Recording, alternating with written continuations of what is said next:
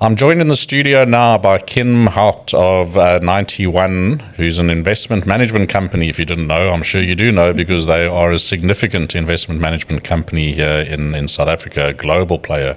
Kim, welcome and thank you for joining us. Thank you, Leon. Could you explain to our viewers just what your role is at 91? Sure. I am a client director at 91 in the institutional team. So I focus on building relationships with pension funds, retirement funds, medical schemes, consultants. That is what I do at 91. I've been there for 12 years now. 12 years. Yes. In this industry, that is almost unheard of. But it's actually interesting because I find a lot of people at 91 long tenures. Yes. We've got this this running thing that if you've been there for 2 years, you'll be there for a lot longer. It's really hard to leave 91. So I interviewed for one of our webinars, our executive encounters, I interviewed Hendrik de Tooy last year. Absolutely wonderful man, and someone who had a significant impact on the way that I've approached business over the years, just based on the interactions I had with them back 20 plus years ago. And it's amazing how we learn from each other within this industry. He's a wonderful leader, and I think his leadership really it filters through the organization. I think he's one of the reasons why you have people staying there for so long. You're a client director. What does a client director do? So we manage on a more strategic level with manage relationships with clients, be retirement funds, medical schemes, consultants relationships. We're making sure that the money stays in, and if we've got a new product that we've launched and we're trying to promote the product, we're at the forefront of doing that. So you have a stand here at the IRFA conference. You're pretty much every year that I've ever been here. So what is it that you aim to achieve by being here, and what is the key message you're wanting to leave with the attendees? So very importantly, I think 91 has been a supporter of the IRF since its inception. And that's one of the main reasons we are to support the IRF and the work that they do in the industry.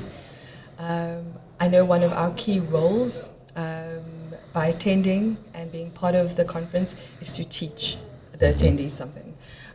This year, our theme, or something that we wanted to teach everyone that was attending, was about credit.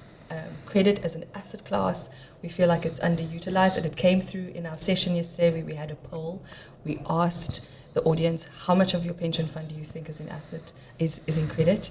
And an overwhelmingly amount of them said between 0 and 5%. Mm-hmm. So we were here to talk about what is credit? We spoke about listed credit, unlisted credit, hybrid credit products. And what the key focus we did was focus on infrastructure credit, and how this can be utilized to achieve impact, returns, as well as make sure that you're in risk management, really, and liquidity. So you can achieve all of that through the infrastructure credit class. So perhaps a bit of an unfair question, but I would be amiss if I didn't ask you as well. It would be unfair of me. Impact, is it fad or is it real, what we're experiencing? No, we think it's very real. I think impact in so many ways. I think at 91 we have a big focus on sustainability, not only in the way we invest, but in the way and in the products we provide clients with. You see, especially in the European market, you have European pension funds that are very passionate about it. So we've got global environment products, global sustainability products.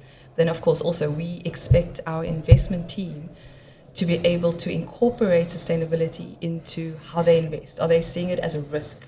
It's not just, gone are the days you just had an ESG team. This is now embedded in the way we invest as well.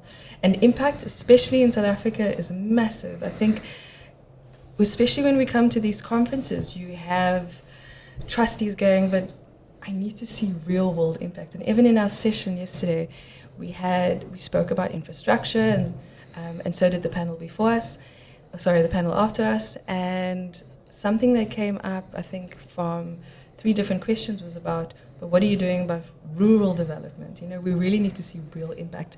And that is something that we're trying to achieve through some of the products that we do, especially the infrastructure product. There's other managers doing it as well.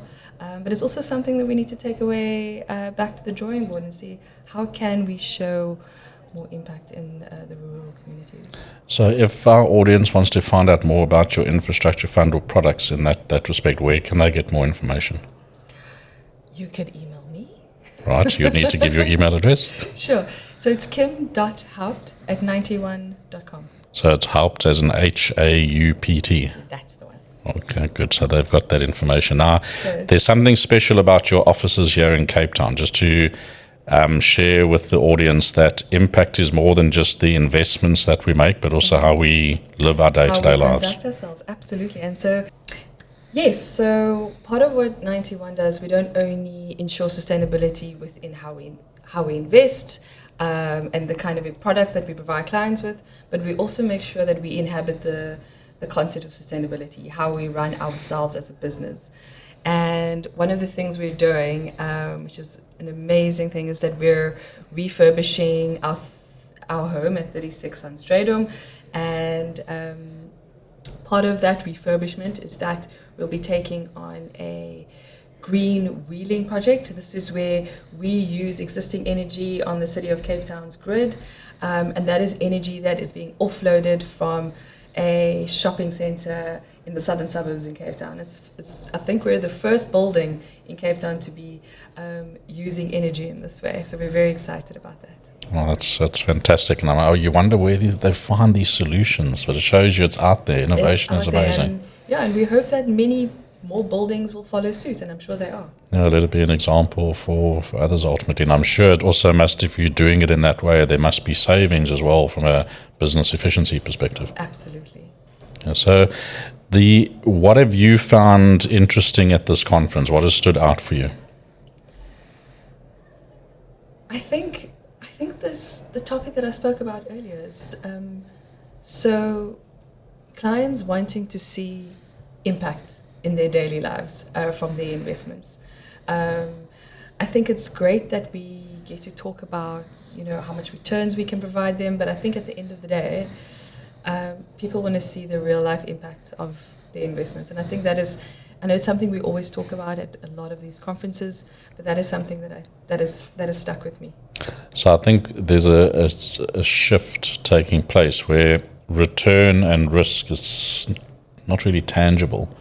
But when we start talking about development of society, Yes. development of infrastructure, Yes. building of things, it becomes real for all of us. It becomes tangible. And we've always said that trustees of retirement funds come from such different backgrounds. Absolutely. To understand all of our financial jargon and the stuff that we talk about is difficult for them. This is one of the first things where they can go, I get that, I like that, I can Exactly. touch that, I can see it.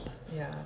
So something we've been doing with our infrastructure fund is taking clients to actually see the assets that we either have in our pipeline or that we're currently we have in our portfolio, and that's been an amazing way to really bring their investments to life. So, for example, last year we took a group of clients to see some water infrastructure in the Gauteng area, and that was great because, you know, back then we were still going through a drought. We went to the Vaal Dam, and I think they were at under 30% capacity. And there was such an interesting fact that they said, you know, once it gets to about 15%, you start seeing graves. So, because the Vaal Dam was built on top of a graveyard, and you actually see tombstones. That's exactly it. Once you can start bringing your investments to life, I think it's one of the most powerful ways to get to investors and to make them feel good about what they're doing. Okay, well, good. Well, Kim, thank you for joining us and for bringing us fascinating stories about graves in the Vaal Dam. That definitely was not my expectation, but thank you for that. Very interesting. We wish you all the best with your endeavors, and to everyone else at 91. Thank you for doing everything that you do. And thank you for being a great supporter of us and of the industry. Our pleasure. Thank you. Cheers.